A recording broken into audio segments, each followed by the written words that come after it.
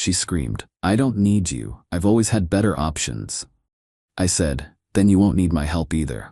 When her car broke down at 2 a.m. and she called everyone she knew, she finally realized options didn't mean loyalty. 28 male. Guess I'm writing this because I need to get it off my chest. What happened last week finally made me realize I've been an absolute doormat for the past 3 years. My girlfriend Veronica, 26, and I have been together since college. We met in our junior year when she was having car trouble in the campus parking lot. I helped her jumpstart her battery, and she was so grateful she asked me to coffee. Looking back, that should have been my first clue about our dynamic. For 3 years, I've been her go-to guy for everything. Car problems? Call me. Need a ride to the airport at 4 a.m.? I'm there. Short on rent? I'll cover it. Her friends need help moving? Guess who shows up with his truck? I never minded because I thought that's what you do in a relationship. You support each other. The thing is, it was never really mutual. When I needed help, Veronica always had something else going on. My grandmother's funeral? She had a girls' trip planned months ago. When I got food poisoning and asked her to bring me some soup, she was too tired from her yoga class. But I kept making excuses for her because I loved her. Things started changing about 6 months ago when she got her new job at this marketing firm. Suddenly, she was going to networking events every week, happy hours with coworkers, weekend retreats. Her Instagram became this highlight reel of fancy restaurants and rooftop bars with people I'd never met. When I brought up feeling left out, she'd say I was being insecure and that I should be happy she was advancing her career. 2 weeks ago, everything came to a head. I'd been planning this camping trip for months, just the two of us, like we used to do when we first started dating. The day before we were supposed to leave, she texts me that she can't go because her work friend Damien got tickets to some exclusive music festival. When I reminded her we'd had this planned forever, she said I was being controlling. That night, I did something I'm not proud of. I looked at her Instagram stories. There she was at this festival, hanging all over Damien and his friends. In one video, I could hear her laughing and saying, "Thank God I didn't go on that boring camping trip." When she came home the next day, I confronted her. Not about the Instagram, didn't want to admit I was checking, but about how I felt like she was taking me for granted. How I was always there for her, but she was never there for me. That's when she exploded. "You know what, Tyler? I'm so sick of you guilt-tripping me. Just because you choose to do things for me doesn't mean I owe you anything. I don't need you to fix my car or pay my bills. I've always had better options. Damien's been offering to help me with my car for months. My parents would cover my rent if I asked. I have plenty of people who would do anything for me. I'm with you because I choose to be, not because I need you." I just stood there, stunned. Then I said the words that changed everything. "Then you won't need my help either." She laughed. Actually laughed. "Fine by me. Maybe now you'll stop acting like you own me just because you do a few favors." So I left, packed a bag, and went to stay with my buddy Jared. Blocked her on everything except regular texts in case of actual emergency. Changed my Netflix password, removed her card from my Amazon Prime, took her off my Spotify family plan. All the stuff she'd been using for years without contributing. The text started almost immediately. "Why isn't Netflix working? Did you change the Spotify password?" "This is so petty, Tyler." I didn't respond. She wanted to prove she didn't need me? Cool. Prove it. Update 1. Holy hell, you guys were right. The entitlement runs deeper than I thought. So after I posted, I stayed strong with the no contact thing. The texts kept coming though. First it was about the streaming services, then it escalated. "Tyler, this isn't funny anymore. I need the HBO login for my viewing party tonight." "Are you seriously this childish? Damien says you're being emotionally abusive by cutting me off like this." Yeah, Damien, the expert on relationships. The same dude who's been through 3 girlfriends this year. Then Thursday happened. I get a call from an unknown number at my lunch break. It's the pizza place near our apartment asking why my card was declined for Veronica's order. Turns out she'd been using my card info that she had memorized to order food delivery. I told them I didn't authorize the charge and to cancel the order. 20 minutes later, my phone blows up. Not texts, actual calls. I don't answer, but she leaves voicemails. She's screaming about how I humiliated her in front of her coworkers by canceling her lunch order, how everyone was counting on her to provide lunch for their meeting, how I'm sabotaging her career. That night, Jared and I are gaming when he shows me Veronica's Instagram story. She's at another fancy bar with her work crew, caption reading, "Surround yourself with people who add value to your life, leveling up, know your worth." But here's where it gets good. Friday afternoon, I get a text from her. "Can you please send me $200? I'll pay you back Monday, emergency." I didn't respond. "Tyler, please. I'm serious.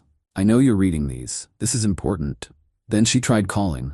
I didn't pick up. She called Jared. He didn't pick up either. Saturday morning, 2:47 a.m., my phone rings. Unknown number again. This time I answer because what if it's actually an emergency? "Tyler?" Her voice is shaky. "I need you to come get me. My car broke down." "Where are you?" "On Highway 83 near exit 42. Please. I'm scared." Now that's a sketchy area at night, but I remembered her words. She's always had better options. "Call Damien," I said, "or any of those people who would do anything for you." I did. He's not answering. No one's answering. "Please, Tyler, I'm sorry about what I said, but..." "Then call your parents, or AAA, or an Uber." I can't. My credit card got declined and I don't have AAA and my parents. "Please, Tyler. There's no one else." "There's no one else, because it's 3 a.m., Veronica.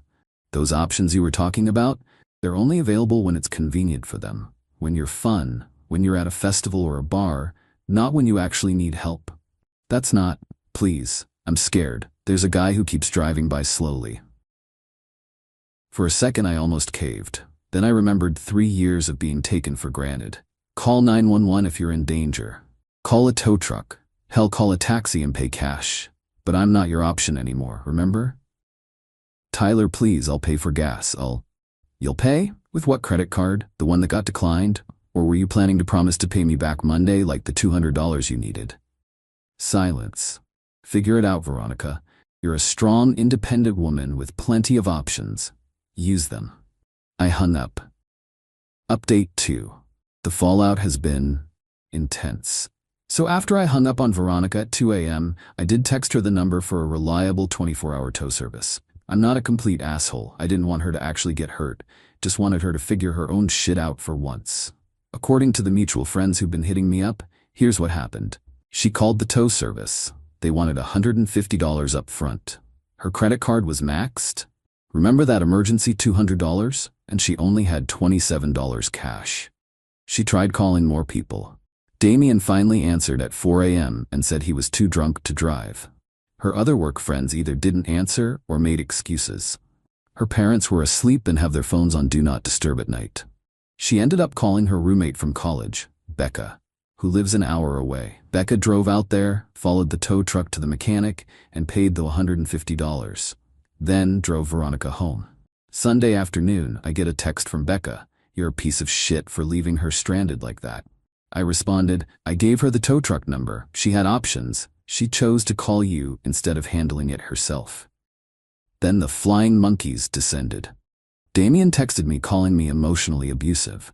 Her work friends started subtweeting about men who can't handle successful women. Her mom called me. Blocked that number real quick. But here's where Veronica really showed her true colors. Monday comes around, the day she was supposed to pay me back that $200 I didn't lend her. Instead, she posts on Facebook, yeah, she still uses Facebook, this long rant about financial abuse and how I trapped her by making her dependent on me and then cutting her off. Trapped her by letting her use my streaming services, by helping when she asked. The comments were wild. People who don't know the whole story offering her places to stay, saying she should sue me, calling me a narcissist. So I did something petty. I commented with screenshots, her texts asking for money, her voicemail transcripts screaming about the pizza, a photo of my credit card statements showing all the times I've covered her rent, groceries, gas over the past year, totaling about $8,400. Her text saying she has always had better options, just clearing up some confusion. I didn't trap anyone. I stopped being an option after being told I wasn't needed.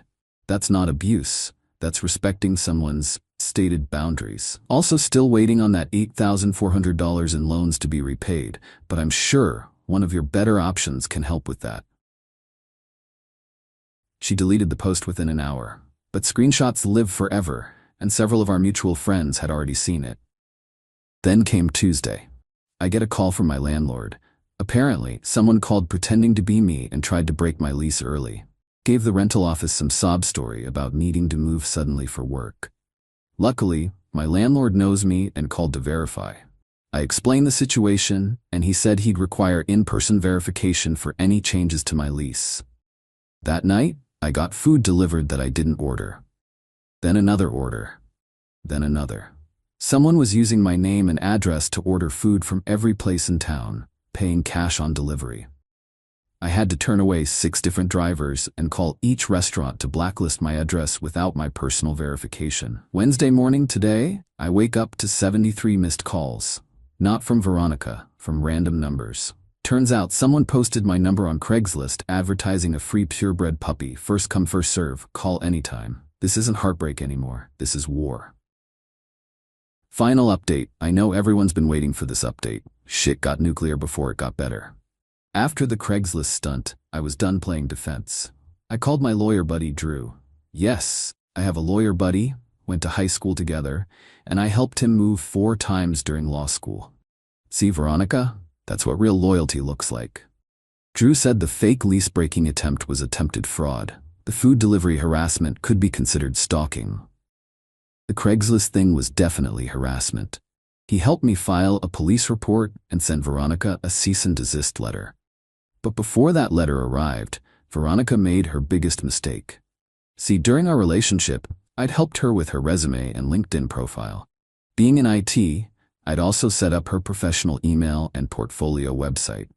I paid for the hosting and domain registration. Everything was in my name. She just had the login credentials. Thursday night, she sent out a mass email to her entire professional network from that email address. The email was supposedly from me, confessing that I was a controlling, abusive partner who was trying to sabotage her career out of jealousy. It went to her boss, her coworkers, her clients, everyone. One problem: I get copies of all emails from that domain. I saw it in real time. I immediately logged in and sent a follow-up from the same address. The previous email was sent without authorization. This email account belongs to my name and has been compromised. Any misuse will be reported to the authorities. Please disregard the previous message. Then I changed all the passwords and locked her out. Her boss called me the next morning. He was not happy. Apparently, using company contacts for personal drama was a fireable offense. Plus, impersonating someone else to send defamatory emails? Yeah, that's actually illegal. By noon, Veronica was in full panic mode. The cease and desist had arrived. Her boss had suspended her pending investigation. And remember that car that broke down? The mechanic called. It needed $2,400 in repairs. Her parents, who she'd finally told about our breakup, were furious that she'd hidden it and lied about why she needed money. She showed up at Jared's apartment that evening, not to apologize, to scream at me for ruining her life. Jared filmed the whole thing on his phone, with my permission. You destroyed everything, my job, my reputation, everything. I didn't send that email, Veronica, you did. From your email system, that you illegally accessed to impersonate me, after I explicitly revoked your permission to use it. I wouldn't have had to if you hadn't been so petty. Petty? You committed fraud, multiple times. You harassed me. You tried to break my lease, all because I stopped letting you use my Netflix password and wouldn't pick you up at 3 a.m. You left me stranded. With a phone, a tow truck number, and all those better options you bragged about. How'd those work out? She actually tried to slap me. Jared caught it on video. I stepped back and said, "We're done here. Please leave before I call the police." She screamed more threats, including a very specific one about making sure I never work in this town again. All on video. Drew sent that video along with all the evidence to her company's HR department and the police. By Monday, she was officially terminated for misuse of company resources and threatening behavior. The police issued a restraining order based on the harassment and threats. But here's the real kicker. Remember Damien? Her better option? Turns out he's been dating someone else this entire time. His girlfriend found out about all the late-night festival trips and cozy work drinks with Veronica. She was not pleased. Damien threw Veronica under the bus so fast, claiming she was obsessed with him and he was just being friendly. Last I heard, Veronica moved back in with her parents 2 hours away. Her car's still at the mechanic because she can't afford to fix it. Her professional reputation in our city is torched. All those options she had, ghost town. Meanwhile, I'm doing great.